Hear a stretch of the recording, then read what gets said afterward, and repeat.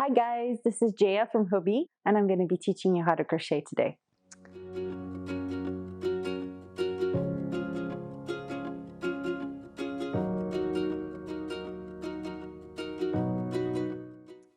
In this very first episode, we're going to learn about 1. What tools you need, 2. How to pick and prepare your yarn, and 3.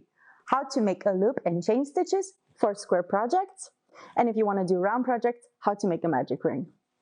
Let's get into it. So the first thing you're going to need is obviously yarn and also a crochet hook. And to be honest, one of the things I really found difficult at the beginning was finding the right yarn. But don't worry, I got you on this one. Okay, so like I said, we need yarn, right? And it's hard to pick one. But there are 3 basic types of yarn. So we're going to go through all of them today. And we're going to start up with cotton. So cotton really loves water. It's like, give me water.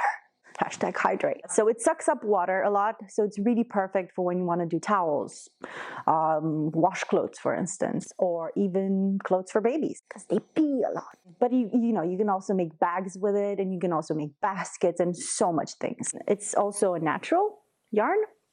And you can wash it at 60 degrees. So that was it for cotton. The next one is acrylic. So acrylic does basically the opposite of cotton. It just rejects the water. So it's really good for when you're knitting blankets or sweaters or hats or mittens for adults. But it's a synthetic yarn, so it has a hard time absorbing liquids. Yeah, and you can wash it up to 40 degrees. And for the last yarn, the magic one, the unicorn yarn, the wool. Okay, so wool can absorb up to 35% moisture without getting wet. And it's also a really elastic yarn, which makes it really perfect for projects that are supposed to stay dry and warm, like adult clothing, socks, slippers, hats, blankets, so many things. So it's really perfect for those kind of stuff. And yeah, you have to hand wash it if you don't want your beautiful, warm, cozy sweater to fit your dog. So once you pick up your yarn, make sure that you look in the back at the label. It'll tell you what hook size you need, and right here you'll see that you'll need a crochet hook in the range of the size 2.5 to 3.5 millimeters. So once you've found a crochet hook that matches your yarn, you're gonna need a pair of scissors, a needle for sewing in the ends once we get to that, and stitch markers. They really come in handy, but they're not a must. So after you remove the label, put it aside and save it for later.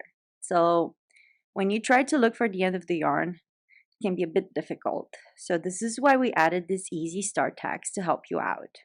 Make sure to unravel a good amount of yarn from the ball before starting, because you don't want to pull directly from the ball when you're crocheting, because then the ball will jump and roll and you'll be chasing it under the couch and it's just going to be a giant mess. So you want to use a yarn ball. So you put the yarn inside the bowl, obviously, and then you place the thread in whatever output there is there. So now that we have our tools ready, we have our yarn selected, we have our cup of tea or coffee, and our cat purring in our lap. Let's get into crocheting. For this lesson, I'm using our bungee mini yarn and a 12 millimeter hook. So it's pretty easy for you to see what I'm doing. So a really good place to start is with a slipknot because it's the starting point for all crochet projects. Fold the yarn over to create a loop. Hold it together with your left thumb and your index finger. So insert your right hand into the loop you just created and grab the long tail. Pull it through and tighten the knot. And voila! You just created a slipknot. How to make chain stitches. Chain stitches are also called a foundation chain, and it's the starting point for most square projects. Insert your crochet hook and pull through the long tail to tighten the slipknot. Make sure it's not too tight. Okay, so place the yarn between your index finger and your middle finger and just lock it, almost like a scissor. Then turn your hand, hold the knot with your thumb and pinky, and point your index finger upwards. Now you're ready to make some chain stitches. Put your hook behind the yarn, Twist the hook to catch the yarn again and pull it through the loop. Move your thumb and pinky upwards to chain as you go and repeat until you have worked enough chains for your projects.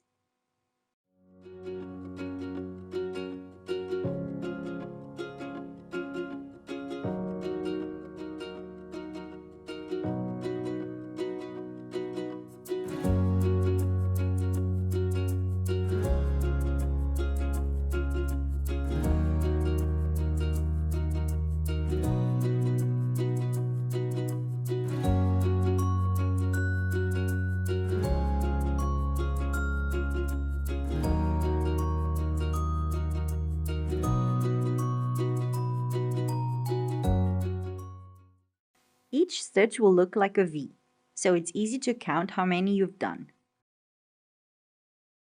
The magic ring is the starting point for most round projects. Hold the end of the yarn with your thumb while wrapping the yarn around, just like this, so it looks like an X. Put your hook under the first thread and over the second. Twist the needle and secure the ring with your right hand. Grab the tail with your left hand and bring the hook behind the yarn and twist it to catch the yarn again and pull it through. Now you've made a magic ring. Depending on the pattern you're following, you will work a stitch into the magic ring like this.